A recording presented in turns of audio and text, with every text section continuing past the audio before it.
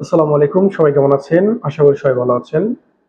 আজকে আমরা কথা বলবো স্বাস্থ্য বিষয়ক কিছু সাবধানতা নিয়ে। দেখুন, আমাদের কাছে অনেক সময় অনেক পেশেন্ট আসে, যারা এসে বলে যে আমাদের এই অসুস্থতা দেখা দিয়েছিল। আমরা ফার্মেসিতে গিয়ে এই ধরনের চিকিৎসা নিয়েছি এবং অনেক পেশেন্ট আবারও এসে বলে যে স্যার আমাদের এই সমস্যা, ওষুধ লিখে দেন। তো আমরা ওষুধ যখন লিখে দেই তার থেকে তার হিস্ট্রি নিয়ে, তো অনেক সময় তারা কি বলে যে আমরা তো ওষুধ খেয়েছি, অনেক অ্যান্টিবায়োটিক খেয়েছি, এটা খেয়েছি, ওটা খেয়েছি।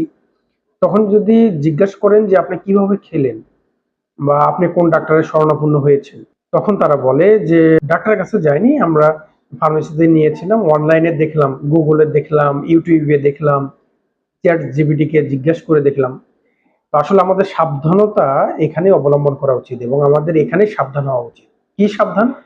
যে দেখেন, Google, online, YouTube, chat GPT বা আপনি যেটাই বলেন, সোশ্যাল মিডিয়া থেকে আপনার চিকিৎসা গ্রহণ করা একদমই যাবে না। বারবার বলছি, সোশ্যাল মিডিয়া থেকে আপনার চিকিৎসা একদমই গ্রহণ করা যাবে না। আমরা যারা ইউটিউব, ফেসবুক বা সোশ্যাল মিডিয়ার কন্টেন্ট ক্রিয়েট করি, আমরা কি করি?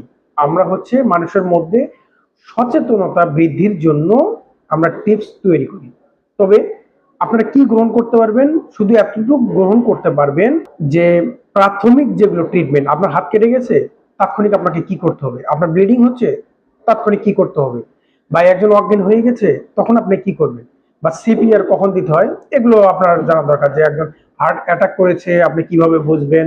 একজন ব্রেন স্ট্রোক করেছে, আপনি কিভাবে বুঝবেন? কিভাবে হার্ট ব্লক হলে বুঝবেন, কার্ডিয়াক অ্যারেস্ট হলে বুঝবেন, হার্ট ফেইলিওর হলে বুঝবেন, হার্ট অ্যাটাক হলে বুঝবেন, স্ট্রোক হলে বুঝবেন। দেখুন, এই ধরনের টিপস গুলো আপনাদের শিখে রাখা জরুরি বা আপনি অনলাইন থেকে গ্রহণ করতে পারেন। কিন্তু অনলাইনে অনেকেই অনেক ধরনের চিকিৎসা দিয়ে থাকেন, সম্পূর্ণ যেগুলো চিকিৎসা সেগুলো গ্রহণ করা যাবে না। অনলাইন থেকে, ইউটিউব থেকে, গুগল থেকে, চ্যাট জিপিটি থেকে, আপনি যেখান থেকে নেন না কেন, সোশ্যাল মিডিয়া থেকে আপনার ট্রিটমেন্ট গ্রহণ করা যাবে না। আপনার প্রাথমিক যেটা, সেটা আপনি গ্রহণ করতে পারবেন। যেমন অর্থোপেডিক্সের কিছু ডক্টর আছেন যারা আপনাকে সাজেস্ট করতেছে যে এই ধরনের এক্সারসাইজ করুন। সমস্যা নাই, আপনার ওই ধরনের ব্যথা হলে আপনি ওই ধরনের এক্সারসাইজ করতে পারবেন, এটা আপনি শিখে নেন, এটা কাজে লাগবে। কিন্তু আপনার হাঁটুতে ব্যথা আছে, একজন ডাক্তার বা একজন কন্টেন্ট ক্রিয়েটর আপনাকে সাজেস্ট করে এই ধরনের ব্যথার ওষুধ খাবেন, এই ক্যালসিয়াম খাবেন, এটা খাবেন, ওটা খাবেন, তো আপনার জন্য কি ওটা প্রযোজ্য? না। সবার ক্ষেত্রে সবকিছু কিন্তু প্রযোজ্য না। তো আমি আপনাদের কাছে রিকোয়েস্ট করব যে অনলাইন থেকে আপনারা ট্রিটমেন্ট গ্রহণ করবেন না, শুধুমাত্র প্রাথমিক ট্রিটমেন্ট বাদে এবং কিছু কিছু উপদেশ বাদে। আপনারা উপদেশটি ফলো করবেন, চিকিৎসা গ্রহণ করবেন না। কারণ এই অনলাইন থেকে চিকিৎসা গ্রহণ করে অনেকের অনেক সমস্যা দেখা দিয়েছে, অনেকে অনেক টাকা নষ্ট করে ফেলছেন, কিন্তু কোনো কাজ হচ্ছে না। অবশ্যই চিকিৎসা গ্রহণ করার জন্য নিকটস্থ একজন রেজিস্টার্ড চিকিৎসকের পরামর্শ নিতে হবে।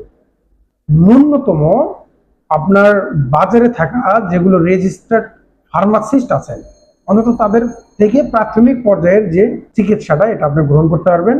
কিন্তু আপনাকে যেতে হবে অবশ্যই একজন রেজিস্টার্ড চিকিৎসকের কাছে। আরেকটি বিষয় আমি বলে দিই যে অনেকে অনলাইনে ঘাটতে থাকেন, এই রোগের লক্ষণ, এই রোগের চিকিৎসা, এই রোগের এটা, এই রোগের ওটা। দেখুন, আপনারা এক এক সময় এক এক ধরনের ভিডিও বা এক এক ধরনের টিপস পাবেন একটি রোগের উপরেই। আপনাদের মধ্যে বিভ্রান্তি সৃষ্টি হয়ে যাবে, আপনারা ভুল বোঝা শুরু করবেন। তো আমি বলতে চাই যে আসলে বিভ্রান্ত না হয়ে একজন রেজিস্টার্ড চিকিৎসকের শরণাপন্ন হন এবং সেখান থেকে চিকিৎসা গ্রহণ করুন। এভাবেই সুস্থ থাকা সম্ভব। অনলাইন থেকে চিকিৎসা নেওয়া যাবে না। কিছু টিপস যেগুলো আপনার লাইফস্টাইল মডিফিকেশন করবে, শুধু আপনি সেটাই নিতে পারেন। এবং প্রাথমিক কিছু চিকিৎসা যেগুলো একদমই প্রাথমিক, সেগুলো আপনি নিতে পারেন আপনার লাইফ সেফটির জন্য। কিন্তু পূর্ণাঙ্গ ট্রিটমেন্ট অনলাইনে সম্ভব না, এখান থেকে গ্রহণ করবেন না, এটা ক্ষতিকর। আশা করি এই টিপসটি কাজে লাগবে। ধন্যবাদ সবাইকে। আপনারা এটি শেয়ার করে আপনাদের আত্মীয় স্বজন, ফ্রেন্ড, এদেরকে জানানোর সুযোগ করে দিবেন, কারণ ওনারাও হয়তোবা অনলাইন থেকে চিকিৎসা গ্রহণ করেন। ধন্যবাদ, সবাই ভালো থাকবেন। আসসালামু আলাইকুম ওয়া রাহমাতুল্লাহ।